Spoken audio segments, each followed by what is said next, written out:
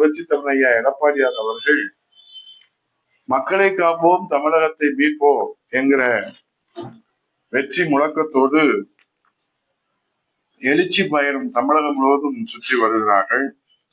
அதிமுக ஆட்சிக்கு வந்த பின்பு இன்றைக்கு பல்வேறு சீர்திருத்த நடவடிக்கைகளை எடுப்போம் என்று அவர் தெரிவித்து வருகிறார். அதிலே முக்கியமாக மக்களை காப்போம் தமிழகத்தை மீட்போம் என்கிற பிரச்சார பயணத்தின் ஒரு பகுதியாக கும்பகோணம் வந்த புரட்சி தமிழர் வருங்கால முதலமைச்சர் எடப்பாடியார் அவர்கள் அங்கு நெசவாளர்களை சந்தித்து அவர்களுடைய கோரிக்கைகளை கேட்டறிந்து நெசவாளர்கள் மத்தியில் அவர் பேசுகிற போது, திமுக ஆட்சியில் நெசவாளர்கள் விவசாயிகள் என யாருக்கும் எந்த நன்மையும் செய்யவில்லை.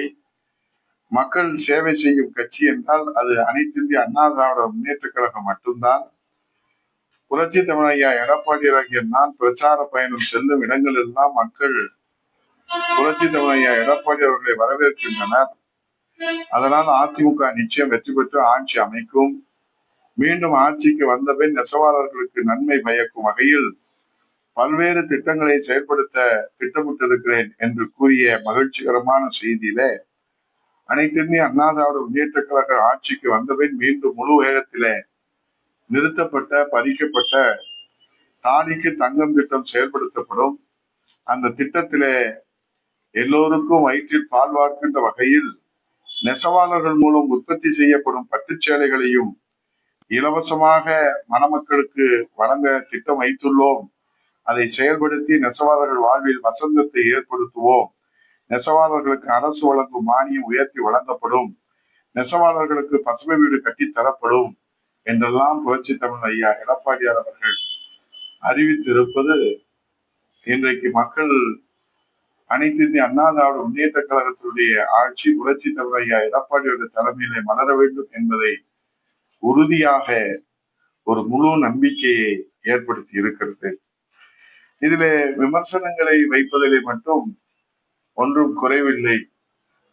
திமுகவுடைய மூத்த அமைச்சர்கள் இன்றைக்கு புரட்சி தமிழ் ஐயா எடப்பாடியார் அவர்களுக்கு ஆதரவு அலை வீசுவதை பொறுத்து கொள்ள முடியாமல் பல்வேறு வகையிலே விமர்சனங்களை முன்வைக்கின்றார்கள். மாண்புமிகு மூத்த அமைச்சர் துரைமுருகன் அவர்கள் காவேரி கோதாவரி இணைப்பு குறித்து பேசுவதை கேள்வி பேசியிருக்கிறார். நதிநீர் இணைப்பு திட்டத்திற்கு உயிர் கொடுத்தவர் புரட்சி தமிழ் ஐயா எடப்பாடியார் என்கிற விவசாய முதலமைச்சர் என்பது மாண்புமிகு மூத்த அமைச்சர் துரைமுருகனுக்கு வேண்டுமானால் மறதி நோயால் மறந்து போயிருக்கலாம். ஆனால் மக்களுக்கு தெரியும்.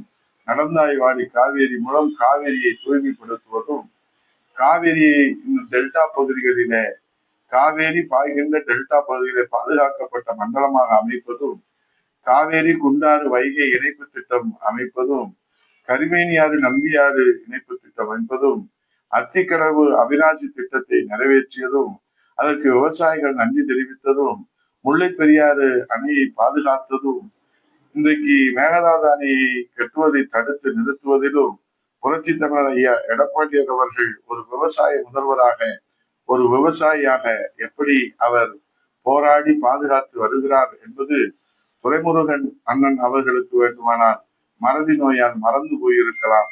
ஆனால் நம்முடைய தாய் தமிழ்நாட்டு மக்கள் நன்றியுள்ள மக்கள், நன்றியோடு அதை நினைத்து அவர்கள் எல்லோரும் வரவேற்கின்றார்கள். ஆகவே கூட்டணி பற்றி எல்லாம் இன்றைக்கு மூத்த தலைவர்கள் விமர்சிப்பதை தமிழ்நாட்டு மக்களுக்கு புரட்சி தமிழ் ஐயா எடப்பாடியார் அவர்கள் சொல்வதெல்லாம் பொறுத்திருந்து பாருங்கள், கூட்டி கழித்து பாருங்கள், கணக்கு சரியாக வரும் என்பதை போல பொறுத்திருந்து பாருங்கள். அனைத்து இந்திய அண்ணா திராவிட முன்னேற்ற கழக தலைமையிலான புரட்சி தமிழ் ஐயா எடப்பாடியார் தலைமையிலான வெற்றி கூட்டணி ஒரு வெற்றி சரித்திரத்தை படைக்கின்ற நாள் தொலைவில் இல்லை. நன்றி, வணக்கம். இது போன்ற செய்திகளை மேலும் தெரிந்து கொள்ள எங்களது யூடியூப், ஃபேஸ்புக் மற்றும் ட்விட்டர் ஆப்களை சப்ஸ்கிரைப் செய்யவும்.